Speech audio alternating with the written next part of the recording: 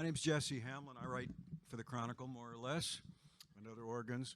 When I first walked into the Chronicle in 1975, it was very much a writer's paper, and there were a bunch of really wonderful writers, columnists Herb Cain, Art Hoppe, and Charles McCabe, people like that, and people who were gifted and not as well known, Kevin Wallace, and it was a whole tradition of colorful, witty writing. Ron Fimwright, who was a sports writer who left and became very well known at Sports Illustrated. And in short order, I became aware of Bruce, who struck me as one of the most graceful and musical writers that I'd read. And I wasn't that into sports, but I read him like you read other good writers because they're so good, you get interested in the subject. And I always felt that whatever Bruce is writing about, whether it's Steph Curry or Serena Williams or some big wave surfer at Mavericks near Montaro where Bruce lives, he writes with the same authority and grace and without any malice. I've always been a big fan of his. And as I got to know him, I learned about his family background and the extraordinary musical environment he grew up in, which I began to understand why his writing was so musical. His father was the great composer, arranger, and conductor Gordon Jenkins, you probably know, did a lot of, famous for his work with Frank Sinatra, Louis Armstrong, Judy Garland, great Nat Cole, wonderful records with Billie Holiday on Decca, right? Yep. Ella. And Al his Jolson, mother, I mean, yeah, I mean, just extraordinary stuff. And there was a great songwriter who wrote songs like This Is All I Ask, and one of my favorites, Goodbye, the heartbreaking ballad, which was Benny Goodman's sign-off theme. And Sinatra recorded a devastatingly beautiful version of it on Only the Lonely, which was an album actually arranged by Nelson Riddle, one of the other great arrangers. That song became the title of Bruce's. It wasn't your first book, was it? No, first book having to do with music, and by far my favorite, a project for the ages around about your father. This is a beautiful book about his father called Goodbye, In Search of Gordon Jenkins. And Bruce went and found out a lot about his father that he didn't know, which we're going to talk about. And this is his new book called Shop Around, with a great subtitle, Growing Up with Motown in a Sinatra Household. And it's a very rich, evocative book, very personal book. And it covers the whole range of, he riffs on everybody from Armstrong and Sinatra, his father, of course, but Smokey Robinson, Otis Redding, Steve Cropper, Tower of Power. And he sketches these very evocative, brief histories of Motown and Stack and weaves it all together in a really lovely, personal way. So I want to start out just by asking you about growing up in that Sinatra household. May I read something from Goodbye, which Absolutely, yeah. This is a little bit about, before we talk about your dad and his studio and all that. Here we go. This is a chapter called Well Past Hollywood. The beaches of North Malibu were so quiet back then. My parents would slip off their clothes and make love in the dunes. This was years before we saw Katharine Hepburn standing gallantly out front, face to the wind. Before the likes of Steve McQueen, Robert Redford, and Dustin Hoffman moved in. Before Ronald Reagan lived on one side of us and Beach Boys drummer Dennis Wilson with special guest Charles Manson on the other. It's like kind of a nutty next-door guest. I was going to say, Bruce, that sounds like fun. Interesting neighborhood. I didn't know that until I read a Rolling Stone article about Dennis Wilson. He's saying he's got Charles Manson over at the beach house. I'm going, oh, my God. He was right next door. So you didn't hang with Charles yourself? We were No. best of friends. Oh, okay. So tell us what it was like growing up in this incredibly rich musical environment. Yeah, you know, it was Malibu, but as I expressed there, when I was growing up, it was really quite empty out there. It was before the great influx of celebrities moving out there from the Malibu proper. The Malibu colony got too crowded. And it got more and more north, but what I remember just is just great music. I mean, Ella Fitzgerald, Bessie Smith, Renata Tebaldi, Sibelius, my dad's work, Manhattan Tower, the stuff he did with Sinatra. This stuff is just filling the air. He had a separate studio where he worked and had parties and people over, and fishermen too, right? Lifeguards, you say? Yeah, It was just a real mix. Yeah, anybody who didn't take themselves too seriously and was a pretty good drinker and and had a good laugh, you were in. If you were all full of yourself, like Bing Crosby would never be there. I mean, Yeah. Well, he could drink. He could drink, but he once tried to get my dad to come to do a session, which my dad was all for. They did some great records together, but he wasn't available, and he said, "Well, I can't do it." And Bing was so insulted, he never spoke to him again. Really? I mean, son of a bitch. I mean, what the hell, yeah. Yeah. But the good taste that was just floating through the air, I had a huge effect on me, and I started getting into a lot of jazz. Wes Montgomery, Jimmy Smith, Cal Tjader, these great discoveries I was making. And Stan. Yeah, oh yeah, geez, the Bossa Nova record, that whole record is just sensational, and so that's always been as big a part of my life as sports writing. Right. And I guess the one thing I inherited from my dad was a rhythm to writing where you don't slow people down in the process. Right. You kind of read it back to yourself, and if you freeze up somewhere, you got to fix that. Right, you know? right. I want to talk about that later, about the ear, because you have a great ear. Tell us about your dad's studio was just outside of your bedroom, right? That was his sanctuary where he would work and record and overdub, but he also had these kind of listening parties, which were quite serious in a way, right? Oh, God, you talk about, I mean, there wasn't any conversation. It always bothers me when people sit down to listen to music and they just talk through the whole thing. You know, which I get that, but in my dad's case, he would stand, he'd be like this with his hands in his pockets, he'd put something on, and he'd be like this, and usually something real serious and really good, and everybody in the audience is listening intently, and then he'd go change the record, he'd get back in the control room, where he had this, fabulous Ampex 24-track. I guess it was 3M. He was one of the first 3M 24 tracks, and but it was extremely serious. And then when it was over, and maybe they'd wipe away the tears or they'd laugh, and then they'd talk about it and crank it up again. But I mean, it was the seriousness of it. I never forgot. And, right. And he would work out there in the mornings. He'd get up pretty early, and I remember my bedroom was close enough to hear him, and he's going up and down the scales. Changing keys. And just like batting practice. Right. And I can't sing very well, so that's no, one that reason I didn't get into music. That was fine. But you describe very, very nicely in the book. You weren't there. You'd be out surfing or playing ball, and you had your own, what you describe as your own musical sanctuary, right? Oh, yeah. Tell us about I was that. not You had in your the radio studio. in your bedroom, and Yeah, I was not in the studio. I was. We lived on the beach, so I got into surfing really quite early, and was always out there when the waves were good. But I had a little radio next to my bed, tuned into KGFJ and the K-Day. My friend Doug Moody out here is a classmate of mine at Santa Monica High School. It's totally in this groove I'm talking about. And that's what I wanted to hear. And I had a little tape recorder of my own, a little tiny thing. I'd spin it around, and I edited it somehow, and then I put it on cassettes later, and I still have it. In fact, Doug helped get it all organized and onto a cassette, so I could still hear it. I'm back in 1960 in my bedroom listening to what I taped off the radio. yeah. But you wrote it's a nice line. You said that was all too heavy. What your folks were. Yeah, it was much too heavy. Extremely heavy. You said I was always alone, an only child, reveling in the solitude, which is nice. You know, Dan Hicks was an only child, and he told me once that his father was in the military, traveled a lot, and he found solace listening to Count Basie and big bands late at night in his bedroom. It was the same thing. There was a sort of peace in that solitude. Yeah, if you're an only child, you'd better revel in the solitude. But so what was it about Smokey in particular that spoke to you?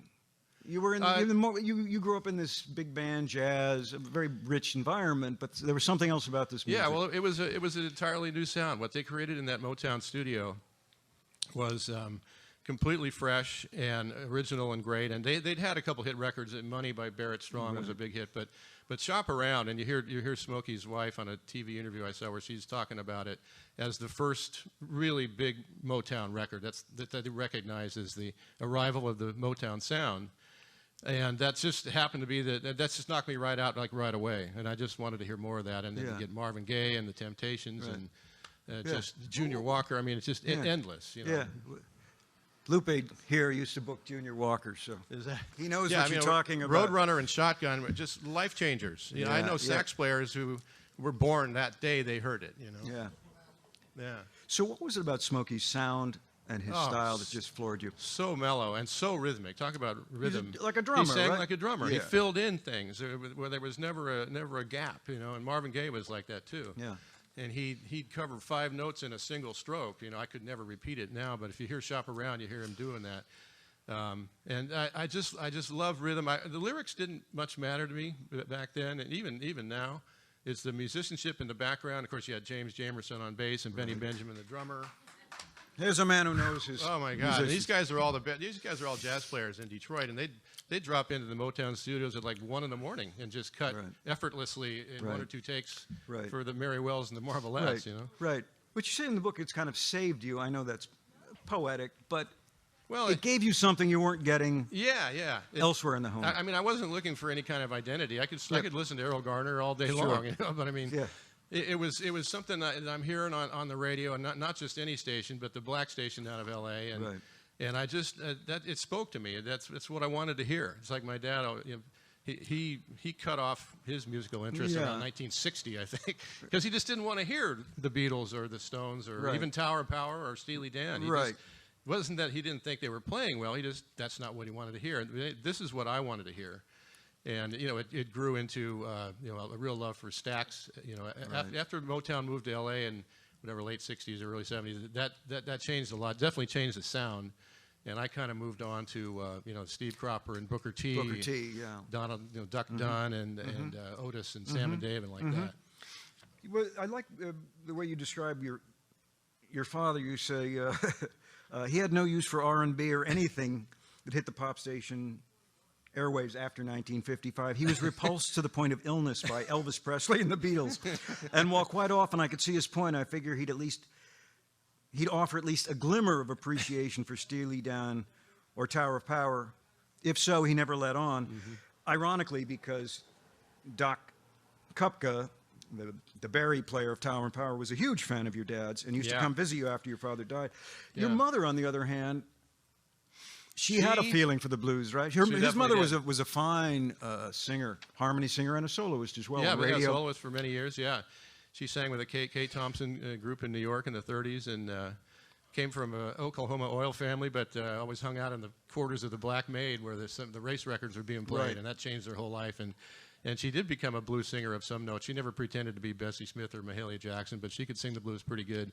But she really related. Like when I put on Aretha Franklin or Stevie Wonder, she's right there. You know, it's like, who's that? You know, that's happening, which was great for me to get a little bit of you know, approval from the parents. Right. Well, your dad didn't object to you listening to it. He just wasn't going to hang. Right.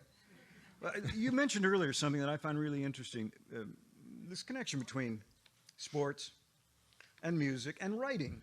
Rhythm is key, certainly. But you talked about your dad, and you said each morning he'd sit the Steinway and crank out his scales.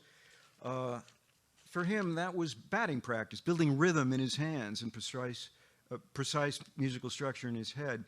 We talk a lot in sports about tempo and rhythm. I'm assuming that you just intuitively took this musical sense that you grew up with and brought it to your writing about sports. It's not something you consciously thought about, or is it? Well, no, I don't think I'm going to set down a hell of a rhythm right here. You're going to blow your mind with this, you know. But I mean, but I don't consider myself any kind of wordsmith. I'm not one of the great writers in the country, but I do have. I think I keep it going in a rhythmic way, and I try to make that sound. I try to make it readable out loud. You know, if it would come to that.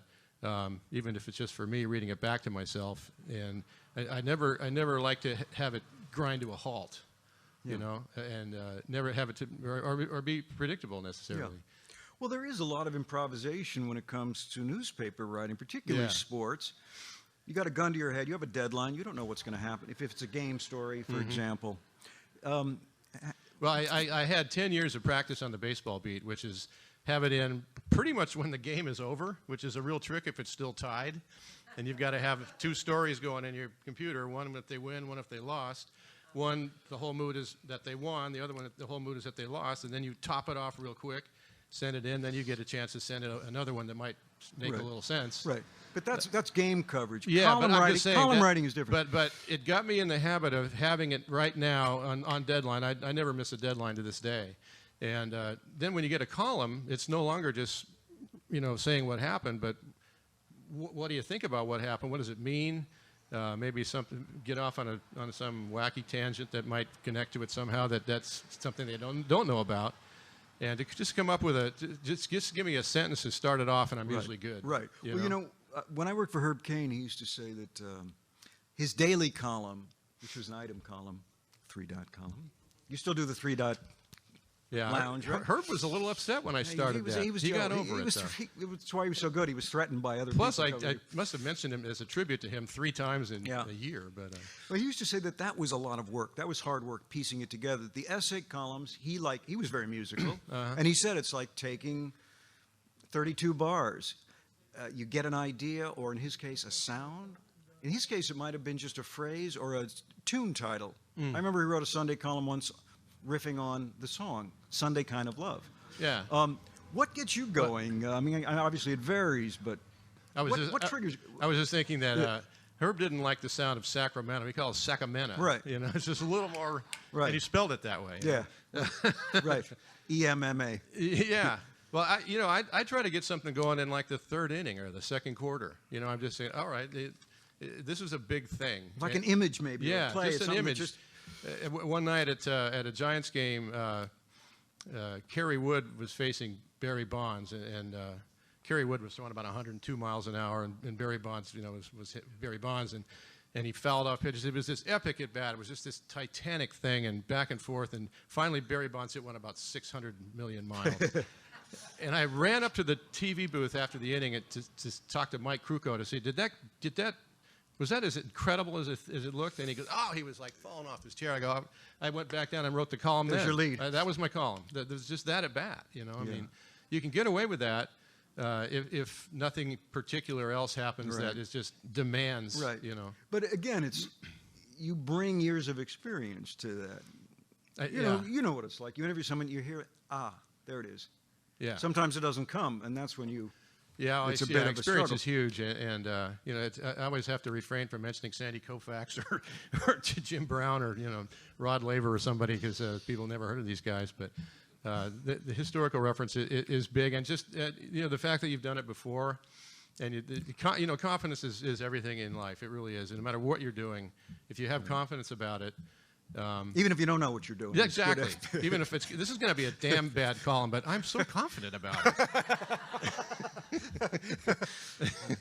Right. Is a big thing. I just feel good doing it, and it's a good thing because I've literally never done anything else. As of the 8th grade, Lincoln Junior High School rail splitter on the sports staff. That's it. Worked for Doug Moody's Santa Monica High School sports staff. Santa Monica Outlook, Chronicle. Boom, boom. See you later. That's it. 43 years. One day you'll get a real job. I've yet to have a real job, so thank God there is sports writing. Let's talk about book writing again. Working on this book, you described some great sessions, again, from a very personal point of view. A session your dad did with Sinatra, was that All Alone? It was in '62. Yeah. And then you described this famous Harry Nilsson session, a little night. Little touch of Smilson in the night. Little touch of Smilson in the night. Great record, 73. Yeah, that is a very good record. Where Nielsen wanted to do a record with strings, a romantic record. And I read in your book that at first he considered Nelson Riddle, but he thought Riddle walked like a Republican or something. Yeah, Derek. It's the greatest of the greatest. Derek Taylor, who was the 5th Beatle after Brian Epstein, orchestrated this whole thing. And he and Nilsson and John Lennon were famous drinking and cocaine ingesting and marijuana smoking partners. Right. And so Sounds Derek, like the Chronicle, Derek's 1970. Yep. Derek's researching the hell out of this thing, and Nelson Riddle, he walked like a Republican. He's not our guy. What a thing. So he called on the graceful Gordon Jenkins. And he thought, Gordon Jenkins discovered the Weavers, and he didn't even really like that kind of music necessarily, but they were just so good that my dad insisted that the Weavers be recorded at a time when they were literally communists, and no one was going to record them, and he told the Decca people, well, I'm going to record them or I'm out of here. And he was like, and that was a courageous thing. It was in the middle of the Red Scare. Yeah. They were lefties, right? Pete Seeger yeah. was a communist at the time, I believe. Yeah. Yeah, absolutely. And but so he could do that because he was their big seller, He was right? probably their biggest seller at that time. He was working with everybody under the sun. And But Derek Taylor just thought, I kind of dig this cat. Let's see what he thinks. And so they sent Nilsson a Nilsson record to our house, and I'm thinking, there's no way. I know Nilsson a little bit, The Point and whatever. Yeah. But something clicked in my dad's head. He heard something that he liked, and they wound up doing this fabulous album of old standards. What'll I Do? And, Over the Rainbow, and This Is All I Ask, my dad's song. It really is terrific. With the London Symphony at Wembley Stadium, and I got to go over and see this. Yeah. And it was great because all these guys in the London Symphony almost all of them had played behind Judy Garland in London in like 1957. Yeah. And they knew everything my dad ever did. They knew more about him than he did. They knew everything. Yeah. That's good. That's good. So describe the session, both musically and what was going on. Well, what was going on was Nilsson was partying. He was a real triple threat guy, I'm telling you. He was and I'm just like, God almighty. I mean, right before the session, even during a break in the session, but he pulled it. He pulled it, absolutely pulled it, and it was really the last great work that he did. You can't do that. I mean, I interviewed him about a few years later, and he was this gigantic guy about to die. He had about a year left, and his voice was shot, but he called it the best work I ever did. Yeah. And you write about how your dad may have been personally bothered, but he'd come up as a jazz musician. He accepted it because Nilsson delivered, right? And then you lead into what I want to talk about. You make the leap in the book to doping in sports, and the judgmental and the people you call self-righteous moralists, and that that your experience with your dad and musicians brought you around to think about how it came in terms of doping in sports. Well, it you really said did. You said in the book, screw the level playing field. Yeah, I want to be on the unlevel one. Which field was Hendrix on? I'll be on that one for a while. But your dad accepted that because he did the work. And it goes back. I didn't realize it in some of the stuff till I did the research, but he worked with Al Jolson. He was just a flat-out jerk, just insufferable, insulting everybody, and just a big pain in the ass. And forgot maybe he's late. But my dad said, "This is such a major talent. This is not the guy who bakes the donuts, or drives the cab. Right. This is Al Jolson. I'm going to ride this out, and it's going to be good, and I'm going to insist on it being good." And he did that with Judy Garland. She'd be backstage, hammered, absolutely, resolutely not going out on the stage, period, not going out. My dad's down in the orchestra pit going, this thing's going to die if I don't do something. He'd go back, as I heard him talking about this on a tape in an interview with like Wink Martindale or something. Oh, yeah. Grab her by the shoulders. We're going frickin' out there, and he'd bring her right out to the wings, right there. And then he'd run down to the orchestra pit, praying to God that she'd go on, and she would go on. It was unbelievable. But he would make concessions for greatness.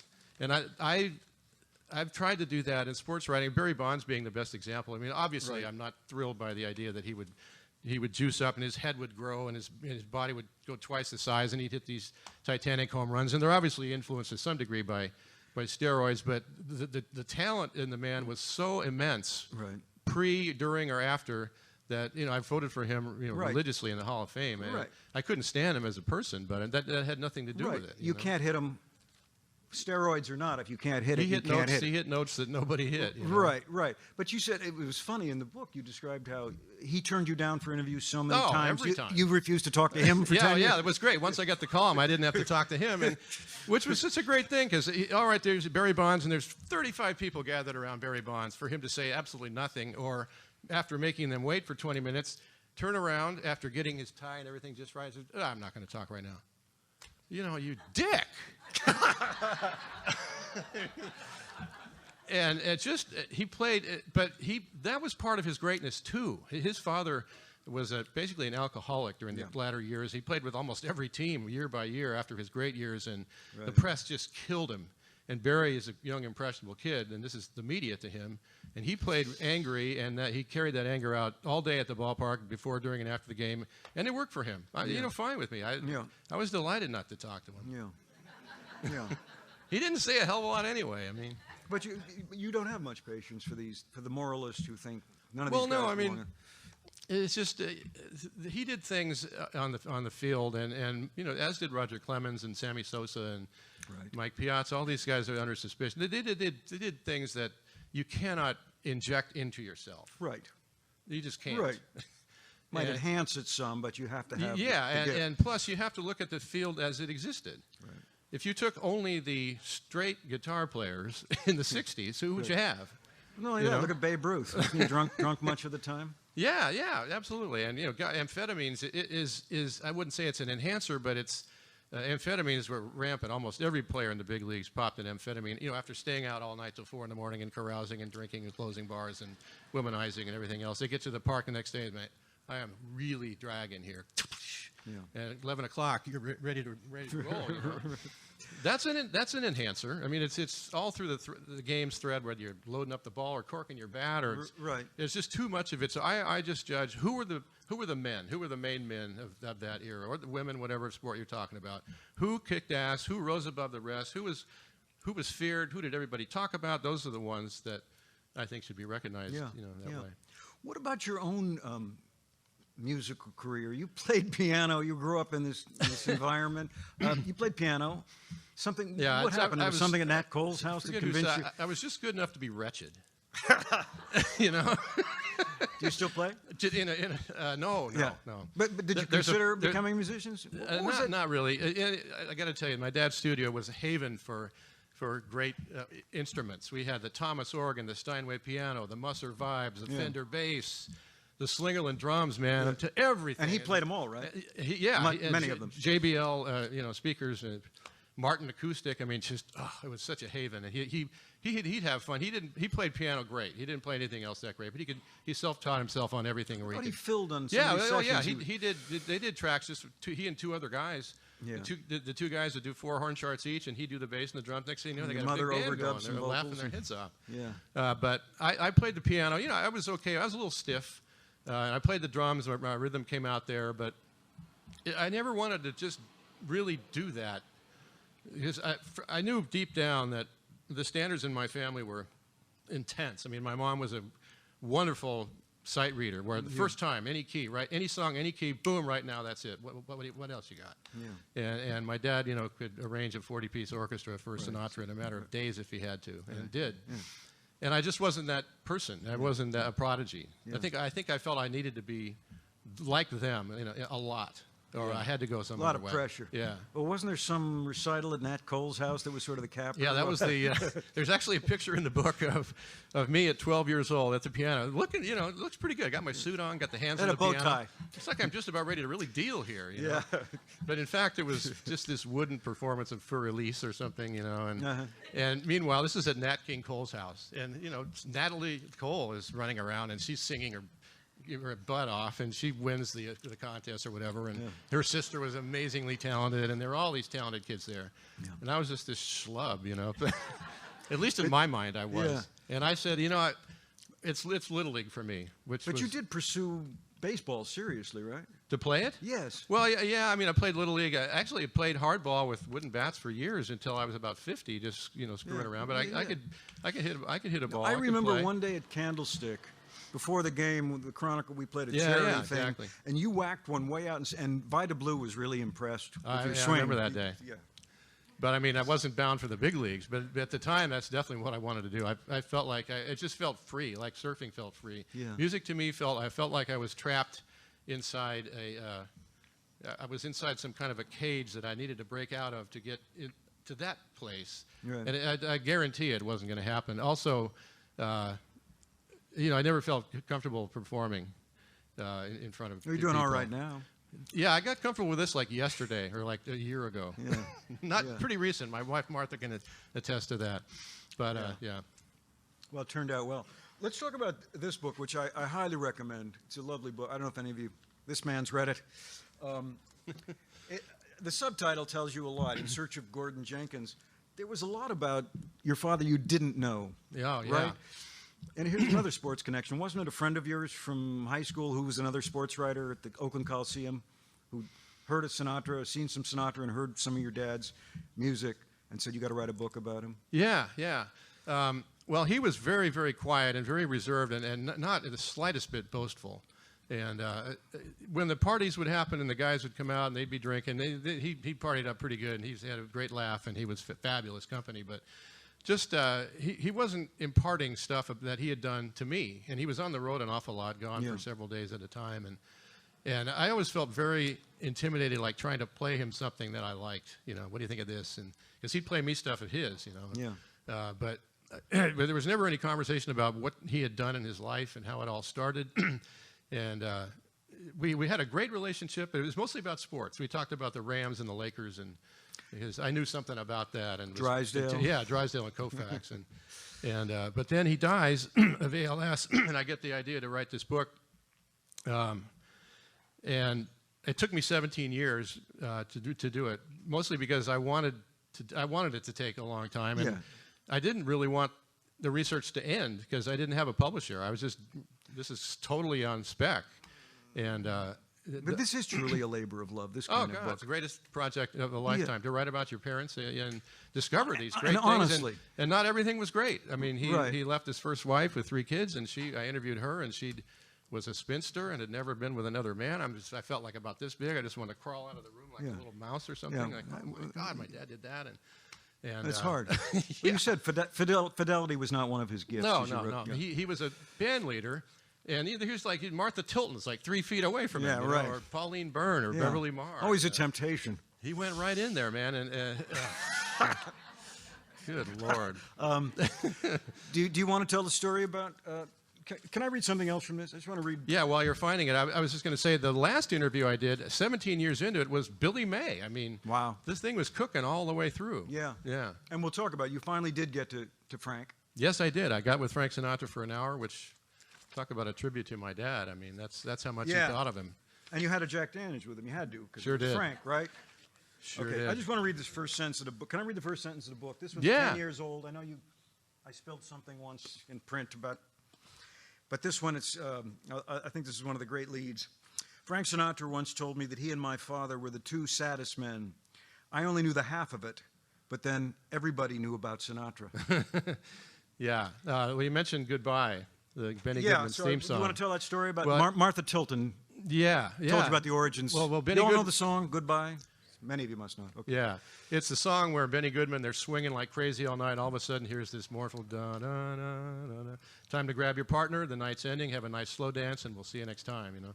But he in the 30s, when he moved to New York, he got with Benny Goodman, and they were friendly, and they'd write stuff, and they'd fool around with stuff, and they came up with Goodbye. And I never knew what the song was about. So now I'm interviewing Martha Tilton, the Lilton Martha Tilton, one of the great singers. Very swinging singer. Yeah. And in the Valley, which almost everybody was in the San Fernando Valley, and we're not talking about that. We're just talking about my dad, and we had a little romance. Sure, we did. Your dad, hell, you watch out for him, you know. And and she loved him, you know. They all did. And so the next day, I hear from her husband, and he goes, "No, it's not what you think." He goes, Martha didn't tell you about Goodbye. You know that story, right? I go, no, I don't know it at all. He goes, well, I don't feel like it's my place to tell you. I mean, he's kind of, you know. And I go, well, no, you can go right ahead and tell me. What is it? And he tells me that when my dad was very young, before his first wife, he impregnated a woman that he was very much in love with, and the woman and the child died. And he wrote the song about that. Whoa. That must have. What is love but a prelude to sorrow? He once wrote. Yeah. That was the lyric going through his head. What is love but a prelude to sorrow? One of the 2 saddest men. Yeah. It's a very beautiful song. We talked about your musical aspirations. Let's talk about other sports writers or writers in general who particularly inspired you. Jim Murray, I know, was a early idol. Yeah, Jim Murray. I mean, for the LA Times.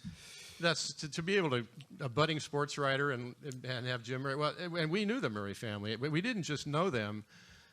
His son Tony and I went to grade school, 2nd grade all the way through Cal. We were roommates at Cal. Wow. So 2nd grade to age 20, we're hanging out. I'm up at the Murray household, but mostly we were up there watching, you know, Unitas and Bart Starr. We're listening to Jimmy Smith and Cal Jader and Otis Redding and like that, and Dylan, and all kinds of stuff, you know.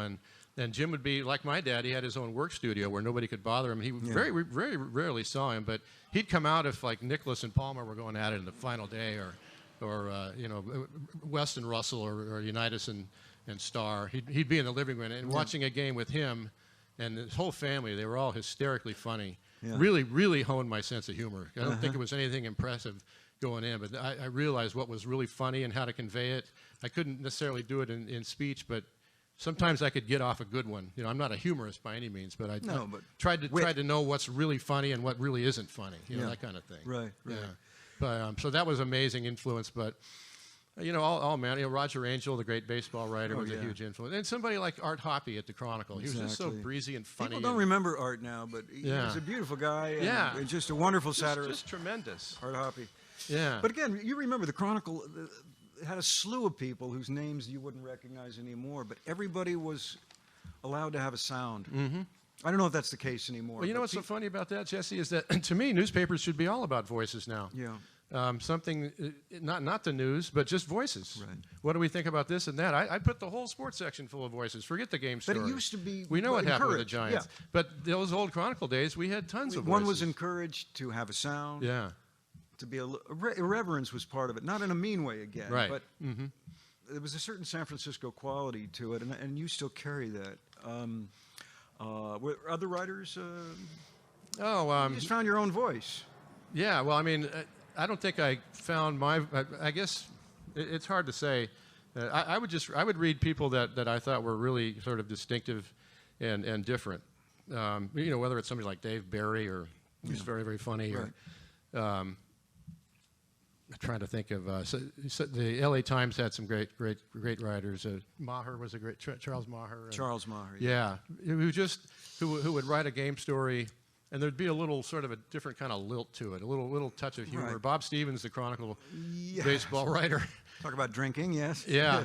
I used to take his dictation because I could fly on the keyboard. And I'd be in there taking his dictation, you know, in weather hot enough to fry the paint off a battleship. And I'm like, you know. But see, I don't think people realize it in those days. People like Bob and I used to do it, and you used to do it. We used to just dictate off the top of our heads from a payphone to somebody at the other end taking dictation, and the guy would say, that doesn't quite swing. Maybe you tweak it a little. I came in just after that, and that was not my strength. When I did that, I had to have my words in front of me. Really? It was tough for me to do it right off the top of the head. I can get out there really fast. I did a couple of Oscars that way. I mean, now it's hard to imagine that you would work that way. But yeah, I'll get it out there real fast, but the dictation was tough. My greatest dictation story was a guy named Jack Smith. You remember Jack Smith? Great big guy who drank basically all day and all night long. And would arrive in a cab someplace, and you go, hey, Jack's here. And then 8 hours later, he's still in the cab like this. He never got out of the cab, you know. And so he's at the A's game, and I would take Jack's dictation. He loved me because we connected. Yeah. So one night he just threw his typewriter just right over the edge of into the seats, like, forget about this. You know, oh my God. So he's dictating a story. And he goes, you really hammered. He goes, you ready, Bruce? I go, yeah. Comma. just to mess with you. Greatest moment in sports writing history. That's funny. I know that there are certain athletes you particularly admire, and I heard you once put Bill Russell tops high of the list. Who are those people, and what is it about them? Well, Bill Russell. You've known a lot of athletes. Well, I didn't cover Bill Russell, right. And even if I had, I don't think I would have gotten very close to him, from what I gather. But I would go out to the sports arena. I know Doug Moody relates to this. We were classmates, and we'd be out at the sports arena watching West and Baylor, and that's a pretty good combo right there. But something about the Celtics, and I'd seen them before the Lakers moved west. I'd seen them on television. Bob Cousy running the fast break, and five brothers as one, and 3-on-1 fast break, but still two passes, you know, and just that always gets me right here, teamwork, you know, and Russell was at the center of it, this mental giant who had a mental command over everyone and could block anyone's shot almost on cue and knew what everyone was going to do on every aspect of the game, and they just, I caught on with them real early, like around 61, in L.A., following the Celtics, which was just a religious devotion. I mean, all the way through my Cal years, and they kept winning. I mean, but it wasn't so much that they were winning. I just really, really loved that style. And the more I got to know about Bill Russell, who was a very courageous, you know, activist and outspoken at a time when guys still couldn't go into restaurants because they were black. Right. They're looking for a colored sign, you know, and Russell was just a titan in every respect. And I just always looked up to him, and he's always been at the top. I mean, there's a lot of great athletes, but I always go back to him, like right off the bat. Anybody else who particularly? Well, I mean, you wrote a nice piece about Nate. Oh, yeah. the other day. Well, He was Nate a great guy. He Thurman, was a great guy. I just have this image. I'm out with Tony Murray at the LA Sports Arena, and we had Jim Murray's tickets, and Jim Murray's tickets were like Nicholson. It's like me and Tony Murray. It's not Lou Adler or Nicholson. It's like me and Tony, and so we're 16, sitting on the floor.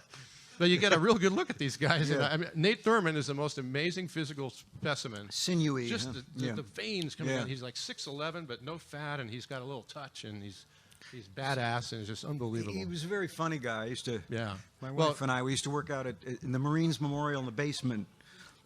Bert's Conditioning Clinic, guys with like chains and medicine balls, and Nate and a bunch of Muni drivers and I would work out down there. He was hilarious. Yeah. But you admired him, obviously. Oh yeah, absolutely. And it was a great thing. And Henry Aaron, it was another one. Yeah. Because Nate, it was Russell and Wilt, and not everyone knew about Nate.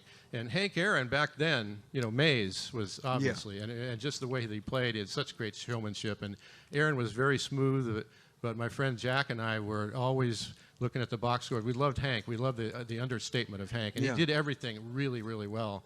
And then next, as he started to chase a home run record, we kind of gave up on him because now everybody knows about him, for God's sake. But he was like our little. It's like jazz fans; they're hipper. Yeah. The more obscure, people who the better. knew about James Jamerson, before. Before he was on the back of the album. Right. Did you know, researching this book, you do these little sort of mini histories of Motown and Stax. You knew about Cropper probably and Jamerson, but it seemed like you got into it a little more, and it's good. You bring attention to those guys. Yeah, Cropper.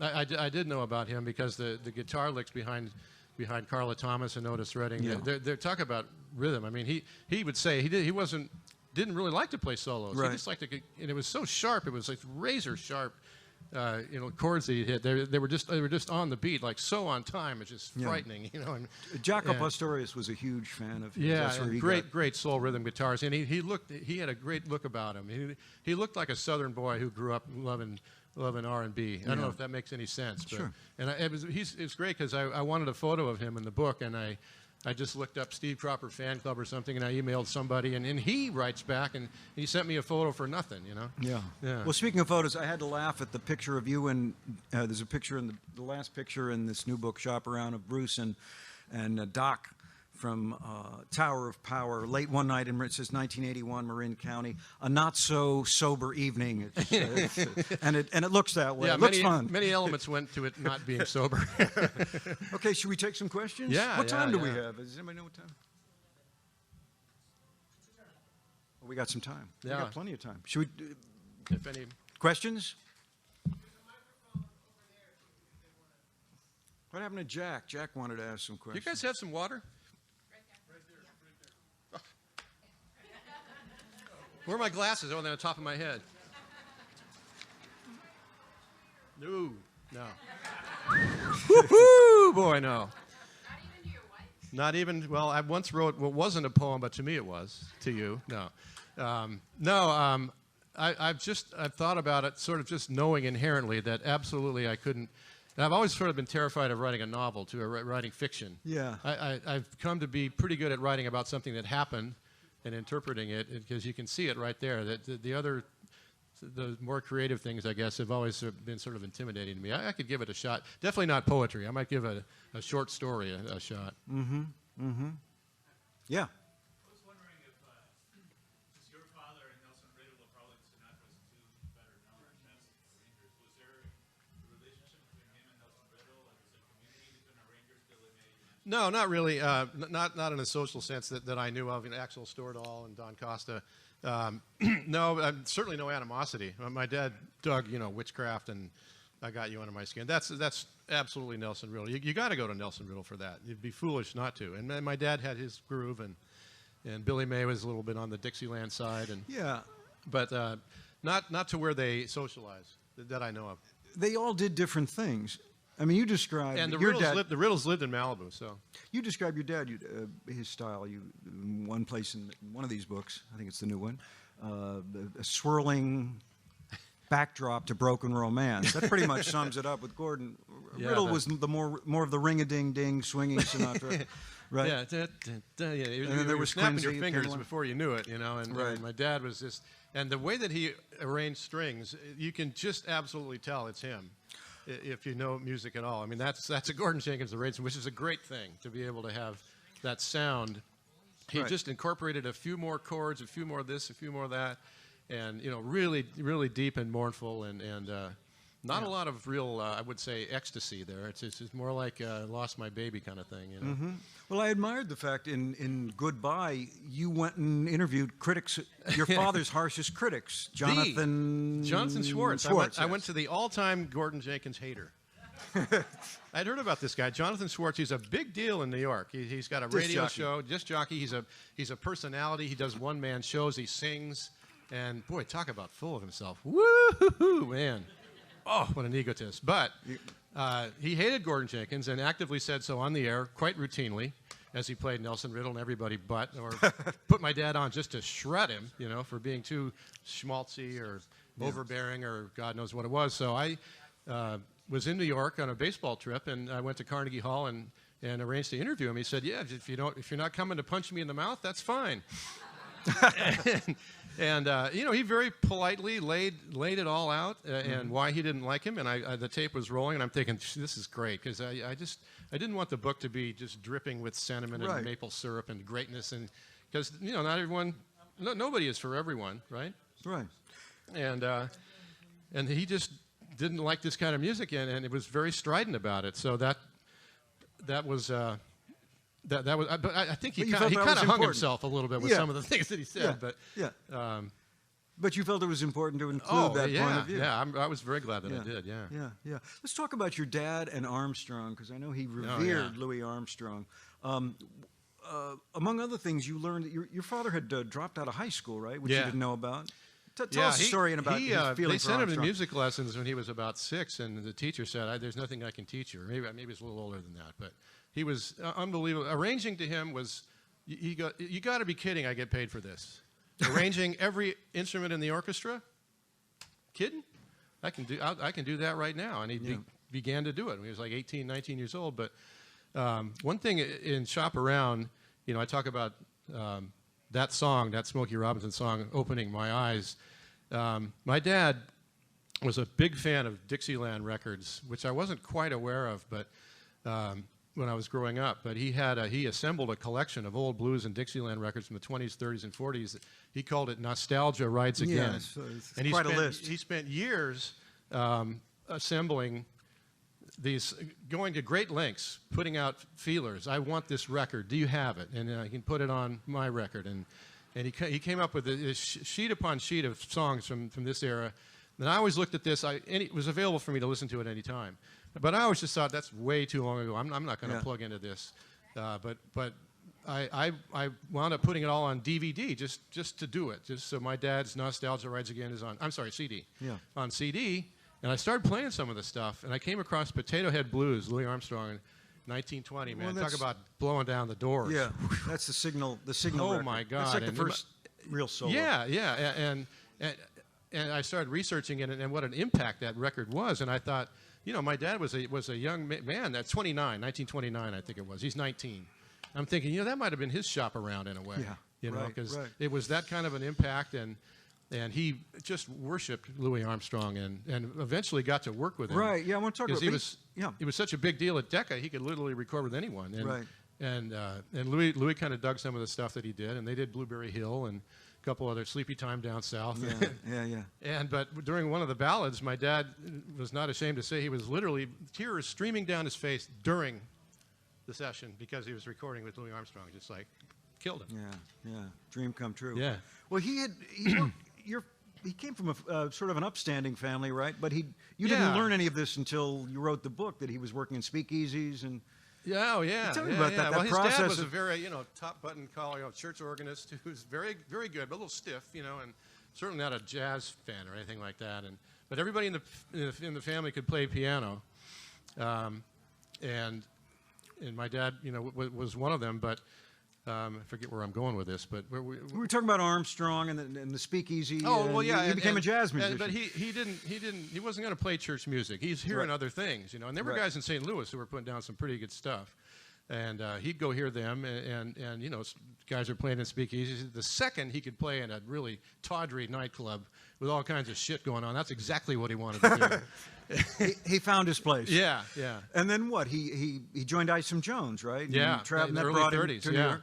became one of his arrangers. You were arrangers. unaware of this jazz background that your father had. Yeah. And you know, as I said, I grew up hearing a lot of jazz. Count Basie, Errol Garner, and Jonah Jones, and all kinds of great jazz. That was a big part of my upbringing, just hearing this stuff. And I still play it to this day. But yeah, he was definitely on his own path completely. You know, his stuff is very original, and I look at that. It's so admirable that he went to New York when he was 19, saying, "I'm going to go there. I'm going to do this, man. I'm going to take this town." Yeah, and he did. He wrote Manhattan Towers, which is a classic. Tell him about that piece. Well, you know, he got to where with Decca, he was cranking out #1 hits. At one point, he either wrote or recorded 5 of the top 10 hits on the Billboard charts. Wow. He was just there. He was, you know, and before Beyonce, a little bit, yeah. Yeah. And he's making a lot of money. And he got this fantastic apartment with a great view, and he'd have these parties that would last for days on end. There was a great black band called the Spirits of Rhythm with Leo Watson, who was a very influential cat. He had them come play at a party of his, you know. And the story was he got so hammered before it even got dark, he doesn't even remember the good part about the party. Right. He was just sitting there drinking while they're warming up, you know. But he, you know, all kinds of sophisticates in there, and he wrote a basically it was almost like a little Broadway play. It's a suite. It's a suite. It's a major suite. It really was the first concept album where it was all about this party and songs about the party and the waiter and falling in love and all this stuff, and really innovative stuff in there. Some of it's pretty schmaltzy without a doubt, but it was a big deal in New York. Yeah, but there's that hip song. It sounds like Cole Porter or something. Married, I can always get it. It could be. How about those lyrics? Boy, those are good lyrics. Tell us. You later learned that it's a very sardonic song about it's easy to get married. I can always do that. Anne Bancroft sang that, right? Oh yeah. Mel Brooks. Somebody asked him, "How'd you meet Anne Bancroft?" And I go, well, she was performing, maybe he was backstage or in the audience, but she was singing a song called Married I Can Always Get, the Gordon Jenkins tune. And it knocked me out, thinking, well, okay then, you know. And my mom sang the song on Manhattan Tower. It's a tough song to sing. It's way up and way down, and it's a really, the lyrics are absolutely fantastic. They remind you of Cole Porter, really hip. Or Ira Gershwin. Or which was not, hip. I wouldn't say my dad made a habit of writing songs like that, but that was a real cracker. And I put some of the lyrics in Goodbye because it's so cool. But and then Mel Brooks said what? Oh, it said, "Will you marry me?" Just hearing that song. Wow. Well, you know, I think he said, "Let's." I'd kill for you. Can we go have a drink? You know? Yeah. That's good. That's great. Yeah. So, were there other things you learned about Gordon researching that? Well, I think the #1 thing that I learned was, and as I got this interview with Sinatra, it took me 4 years to get it. Wow. Because we knew he had a lot of people around him, but there was this woman, Dorothy, who was his secretary. The one. And, you know, she and my mom would talk here and there, and my dad and stuff. I knew who she was. And so I called her up one day and go, I'm writing a book about my dad, and I'd sure love to get with Sinatra someday. And she called me back the next day and goes, he would love to do this. Believe me, he'd love to do it. A little busy right now, but he'd love to do it. So that went on for quite a while, I mean, for 4 years. And I was not a pain in the ass. I was like every 4 or 5 months, if that. I called Dorothy. Not a good time, but, you know. And I'm starting to think, this may not happen. You know, probably not. But one day, I just happened to be down in L.A. at our house, and Dorothy calls and goes, it's like 11 o'clock. Can you be here at 4 o'clock today? Wow. And, you know, of course, I mean, I would have been there if I'd been in Vietnam. I would have been there. Right. But I got there. I showed up in Beverly Hills, and the foyer is teeming with humanity, and there's Jilly Rizzo's in there. Oh, yeah? All these guys, all these wise guys. And Frank's like, hey, Jilly, here's Gordy's son. Is he a dead ringer or what? Which I'm really not. But Jilly's like, oh, yeah, son of a bitch, Frank, what a thing, you know. And this went on and on. I'm thinking, this interview is not going to happen. I'm just a guy here milling around with all these mobsters, you know. And it's like I looked out the window for a second, and all of a sudden I turned around and the room was empty. Yeah, not literally, but it's like Frank snapped his fingers and poof. And this very lovely 40-ish woman showed us back to a little room, and we sat on separate couches, and she took our drink orders, and I brought 2 tape recorders. Right. Oh, yeah. Always a good idea. Yeah. No, I'm not going to screw this up for anything. And proceeded to talk to him. But the thing I was getting at is that people would ask my dad, "What was it like? You know, you hung around with Frank. You know, that must have been amazing." Yeah, well, we didn't really socialize. You know, going out to dinner with him that's not my thing. You know, somebody comes up to him at the table, or Right. you know, my wife loves you, you son of a bitch, and he throws a punch, or you know, all hell takes a breaks. telephone and hits him over the head. Or Yeah, something. just a massive brawl. Yeah. You know, and my dad's line was always, if Frank made a left turn going out of the studio, I went right. Right. So safer. this is my knowledge of their social life. Well, all right. Well, now Sinatra proceeds to tell me that that's not true at all. In fact, Wow. because they had this thread of sadness, Ava Gardner and My Dad's Goodbye Thing and many other heartbreaks, and sort of thrived on it in a weird way and Yeah. produced great music behind it, Yeah. they would repair to these little tiny-ass bars that nobody knew about. And there's just, you know, just some guy like this. Right off of There's Hollywood Lord Boulevard Frank in the somewhere. back, you know, Yeah. commiserating. And because he knew my dad, it wouldn't get past that, and even to me, or I Right. don't even know if my mom knew about it. Yeah. It's just that. He was a confidant to Frank in that setting every so often. And I'm going, geez, that's a good friend, you know? Yeah. And he really opened up to you. Yeah, he did.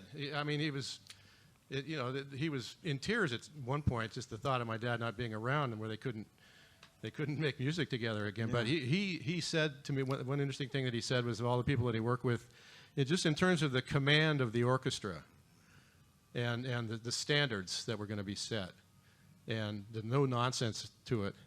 He said, I looked at your dad like I'm a fifth grader looking at my teacher, like this. Yeah. And yeah, I heard stories that he would just destroy conductors, even Riddle. Right. Just, you know, Go off rude on and him. just I've never worked with you again. But he would not do that with my dad because he felt so much of, just Yeah. from the musical standpoint, Right. strictly that, you know. Well, because Frank had that. He Oh, couldn't yeah. read, but he Couldn't had the read. amazing ear.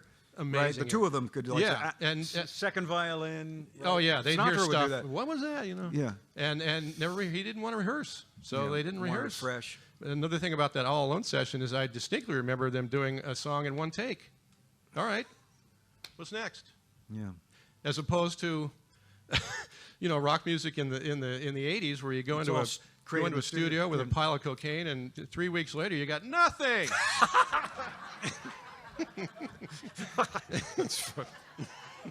And on that note, so what are you working on now, Bruce? What are you writing for What am I tomorrow? working on, huh? What's for tomorrow? Well, I've launched a project, I hope, about Kruko and Kuiper. Oh, really? Yeah. A book project? Yeah. Oh, okay. That could be fun. Kuiper is balking a little bit. He's kind of a private guy, and he's tremendous. Huh? He does. He'll come out and play a little bit, but he's you know, it's a timing thing. There's a lot of issues going on. But meanwhile, I've been interviewing Kruko like crazy, getting some great stories. It's going to happen eventually. So that's a lot of fun. That's tremendous. And they wanted me to do it, which I was very stoked That's about. good. Who's yeah. that? Is that for? Who's that for? Do you know? Well, Chronicle Books is interested. good. They certainly want Kuiper on board. If we can Yeah. get that, it'll be Chronicle Books. Good. Yeah. Good. And when's your next column? Tomorrow. Next column Tuesday. is Tuesday for Wednesday. Yeah. What's it about? Boy, I have no idea. Do I? Yeah, well, you got another day. Well, who cares? Yeah. Any more questions? Yeah, Jack. Ask 3 or 4. This is Jack, who's a drummer. Yes. But one thing I want to know is who's the lyricist for This Is All I Ask? Gordon Jenkins. Oh yeah, he wrote the music and words. Yes. Well, then your father is equal with spacemen and stuff. That's a hell of a lyric, isn't it? Do you sing that one, Jack? Wandering rainbows. Yeah. A bit of color. Yeah. Oh, it's beautiful. Yeah. Do you sing that one, Jack? You know, a great version of that, I told you when I talked to you on the phone a couple of weeks ago, whatever it was. Jimmy Rolls and Stan Getz, there's an album called The Peacocks, and Jimmy Rolls sings a beautiful version of this, you know, beautiful girl. You know what's a strange thing about that too is the title is not in the tune. Yes, it is. Yes, it is. This is all I asked. This is all. It's in the intro. It's in the intro. It's in the intro. verse, Yeah. No, right. Yeah. Yeah. yeah. What else, Jack? You said you had a couple. You're a drummer, Jack? Did you know Nick Fatul? You know of him? Yeah, he's my dad's guy. That's the guy he wanted. Yeah. Yeah. Jack came out here. He was Mark Murphy's drummer, right? Lupe? Yeah. Nice. Other questions for Bruce? Yes, sir. When writing your book, Like a Cat, did you discuss I write really slow when it's not when it's about me, Oh, that's a good question. because I write faster than hell. That's one asset that I've always had. I found in this case, writing about my family and how I feel about this, it got to be very deliberate, and I was telling people that I'm doing this, and they go, well, where is it? And I didn't even have a chapter. And finally, I didn't have a beginning or an end. I wound up with one, but I finally I just wrote the Judy Garland chapter because it seemed like a good thing to do in the middle, and that started it. But about myself, I guess just as an interviewer, I guess, I'm interviewing, Sinatra, that's a separate category. But, to interview, Pete Seeger Yeah. and Freddie Hellerman. Malvina Reynolds, right? She was and Billie Mae, Johnny Mandel, so many great musicians that I interviewed. I was. It's not such familiar territory for me, but I did an awful lot of research before each one, so I could get a little bit on their terms. Yeah. And I got to be more and more comfortable with it to the point where coming back to athletes was a massive drag. It really was. Because they were funny. They didn't take themselves You mean seriously. the musicians? Yeah, they were passionate. They don't talk about themselves in the third person, right? Yeah, they couldn't wait to talk endlessly. I'd ask one question, man. 17 minutes later, what's the second question? Right. They don't just say, we go out to play, right? Yeah, we're here to play. Yeah. Interesting. Yeah. Yeah. Yes, sir. Yeah, growing up in Southern California and then coming to Northern California, establishing a career. Oh, yeah. Well, the 60s in L.A. were awfully rich. Between Koufax and Drysdale, I went to 3 World Series, West and Baylor, and the Rams were great for a while when I was growing up in the 50s. Pancho Gonzalez. Yeah, I saw Pancho Gonzalez at the L.A. Sports Arena. Oh, there's a guy, the most presence I've ever seen in an athlete in my life. He's like Anthony Quinn. Yeah. Twice, Yeah. Yeah, big time. And my dad was hip to all of this stuff, so we went to everything. So now I'm at Cal in '66, and I'm starting to think, I'm getting on the staff of the Daily Cal, and I'm really starting to think about being a sports writer and learning that to be a really rabid fan, especially one who's just like breaking out in cheers or something, is tremendously unhip and really unacceptable. And I let go of the Dodgers really fast. It's like they went from Koufax to Billy Grabarkowitz in a big hurry. And suddenly they weren't any good. That helped. And I kind of dug the Giants. I dug Mays, and I've been watching these guys all my life, but not to the point where I was. I mean, Cepeda. There was. Yeah. Remember that team? Yeah, and just everything about Northern California I liked a little bit better. And realizing that you can't be a fan. You're a fan of people and stories and things and cities, and it was a lot easier.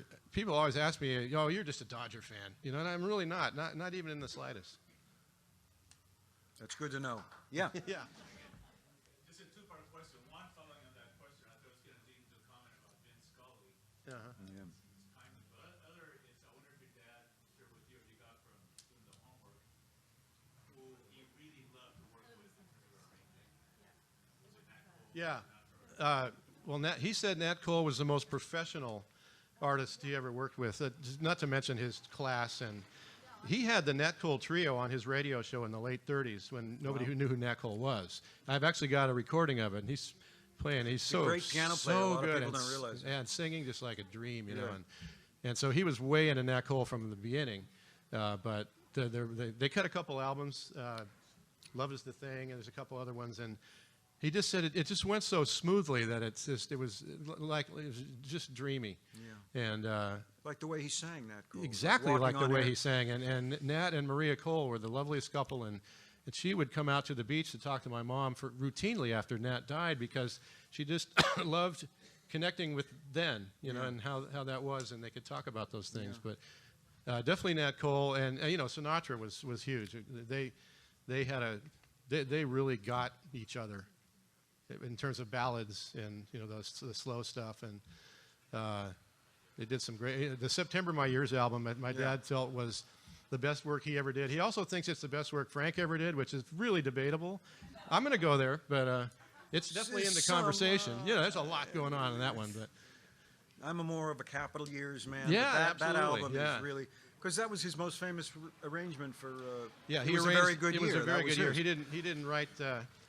he didn't write the song, but when he got a hold of it, it was an up-tempo song. And look what he did with it. Yeah. And won a Grammy.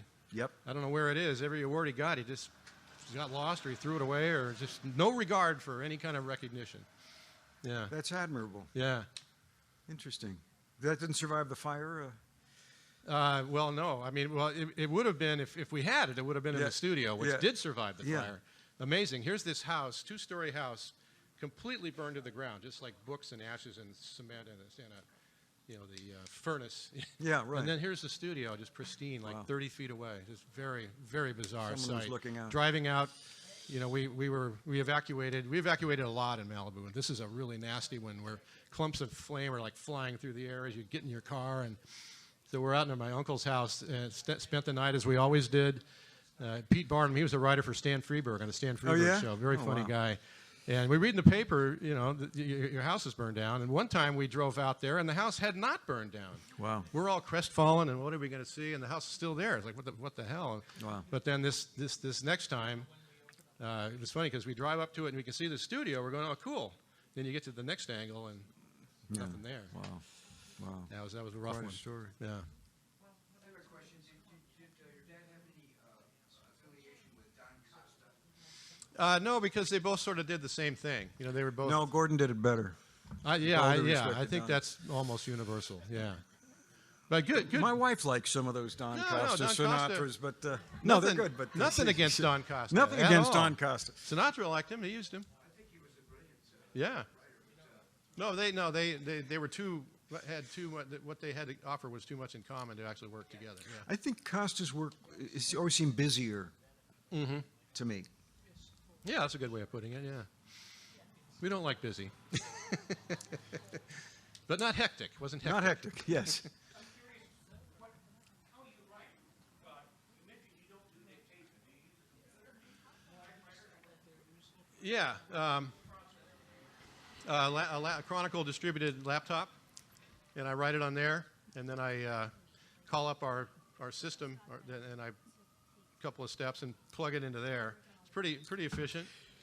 I miss the typewriter days. I There's used a to certain love, sound. yeah, the sound was huge. The big time clacking. Yeah, when I used to work for Herb Cain, he was so important, he actually had a door. He had his own office with a door because most people in newspaper, and he'd shut the door and you'd hear, he used a royal, 2 fingers, and you Yeah. hear that rat-a-tat-tat, and it was a beautiful It's a great sound. Great sound. And then when I first started out in press boxes, everyone had one, and it was noisy in there. It was tremendous clacking. Right, I mean, you really have to focus on... Yeah, but it was a comforting sound. I found Yeah, because it wasn't like a dog barking for 20 minutes. yeah. Do you still surf? Yeah, I know you body surf. Yeah, I've been strictly body surfing for about 20 years, but on a pretty high level in Hawaii and here, and Yeah. it's just me and a pair of fins and a wetsuit, or over there no wetsuit, and I can barely walk, but somehow I can still get out there. I mean, I've got arthritic knees and my back's killing me, but I get out in the water and I feel pretty good. Yeah, yeah. Yeah, go ahead, and then we'll come back.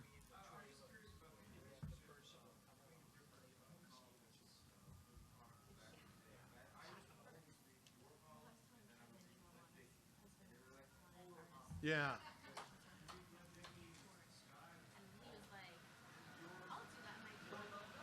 Yeah, Glenn Dickey used to just fire people and just shred people. That's what I was He's talking good earlier people. about. He could be quite... When the mean. when the Roger Craig era started to Yeah. lose a little steam, he just was killing the guy, and I wouldn't hear of it, Yeah. And I'd write the opposite, and then he was the kind of guy who would write in his column, well, a certain other columnist who doesn't know what he's talking about, just stupid personal stuff, and then I'd get the red ass and I'd fire back, not the way he did, but I would defend Roger Craig Right. again. That's the only time that ever happened. I mean, generally, we may not all be friends, but we all sort of have a different voice. Like at the Chronicle, Scott Osler and I could write the same topic 30 days in a row, and none of the two columns would ever clash because we just don't write the same way, which is just as great, and that goes for most of the columnists, I guess. But in terms of acrimony, only Glenn Dickey, who I really thought had it coming. He did. Yeah. Yeah. Yeah, when I can. Yeah, he's cool. Yeah, Dusty's amazing. When he covered when he covered the Giants, I got real close to him. And my wife Martha worked with the Giants at that time. She was their staff photographer for 20 years. And Martha and I are both real close to Dusty, and his wife Melissa, and their son Darren and our daughter Molly were born like within hours of each other, a couple of days. So we always have that thread. And you know, we talk about music. Here's a great one. Dusty came in with the Reds, Cincinnati Reds, a couple years ago to Oakland. And Elvin Bishop was making a beeline for Dusty because they like to talk about, John Lee Hooker and God knows what. And I hadn't seen Dusty in a while. And I met Elvin Bishop before we went in. We had a great connection. Now we go into Dusty's press conference, and Elvin commands the whole thing. It's like me, mostly those two and me, talking music the whole time. That's we're all the funny. beat writers, but they're loving it. Right. They didn't get any baseball questions Right. in, but they learned That's a little good. something, Right. Because Dusty knows a lot about a lot of things. Yeah, Dusty blurbed this one because he wrote, as I mentioned, the first in the series. 4 minutes to go. And by the way, Dusty's book, Kiss the Sky, a lot of it is about Monterey. It's about Monterey, Yeah. yes. About And the Jimi Pop Hendrix Festival. and- yeah. The 67 Yeah. Pop Festival, yeah. Who's doing it? Yeah.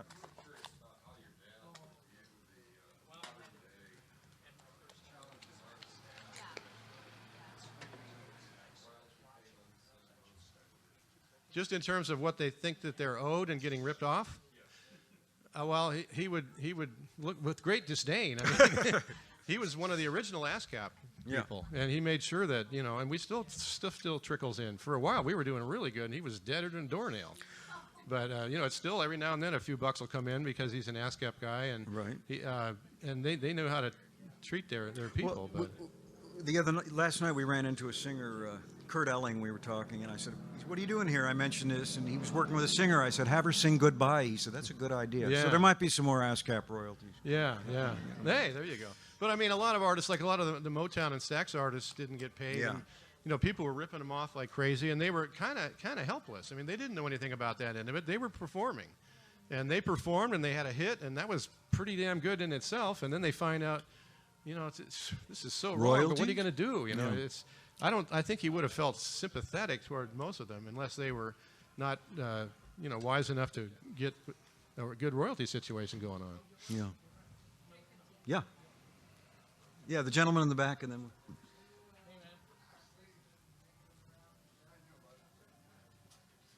I didn't quite catch that. I'm sorry, we couldn't hear you.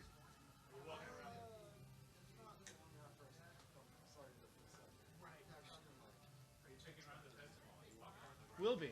My wife and I are about to, yeah. First time for me. Nope, just came down today, actually. How's it been? Yeah. 17 right now? No, seriously, Raiders, 49ers, Giants, A's, women's soccer, Quite the a day. post-game show, the pro football wrap-up. Oh, my God. The DVR is a great thing. And I don't watch them. I mean, I watch them. The fast-forward key is in play for Yeah.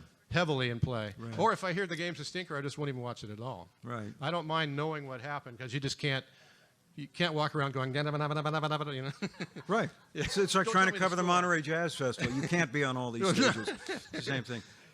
Yeah.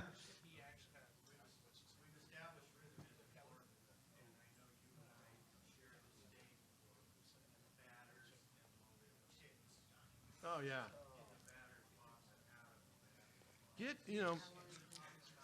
It's just a personal thing, but we played a lot of media games at Candlestick, hardball games with wooden bats. The media would play the front office. And I'd get in that batter's box, and I'd just go, you couldn't kick me out of there. Yeah. I mean, you'd take two people to push Yeah. me out of there. What am I going to step out and fiddle with something? I don't care what level you're on. Stay in the friggin' box. And on that note, one more, and then I think we have to wrap it up. I went home and watched the Cal game. I watched it all. My wife was watching it live. She said, "What do you mean?" Well, I got to watch every play here because it's Cal. What a thing they won. That was such a non-Cal thing that they actually won that game. It was wonderful. We got one more minute. Any other questions for Bruce? Okay. Well, thank you all coming. Hey, I thank you wanted to so mention, well, you're already here. You're going to be signing at 7 o'clock tonight at the Monterey Bay Aquarium booth, right, Robert? I guess I am, yeah. 7 Hey, o'clock. thank you so much. It was Thank you for great coming. exchanges. Really, really good.